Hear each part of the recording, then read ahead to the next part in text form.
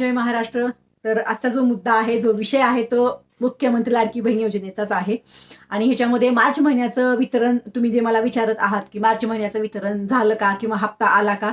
तर अजून तरी मार्च महिन्याचा म्हणजे आज आहे 11 मार्च. 11 मार्चपर्यंत तरी वितरण चालू झालेलं नाही. पण आपल्याला जसं सांगितलं होतं, की 12 मार्चपर्यंत आपल्या अकाउंटमध्ये मार्च महिन्याचा हप्ता हा जमा होणार आहे.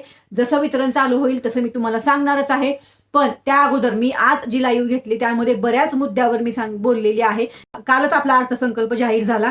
तर त्या मुद्द्यावर मी तुमच्याशी बोललेली आहे, की आपल्याला ₹21 आता इथून पुढे मिळणार आहेत का नाही? ते कधीपासून मिळणार आहेत?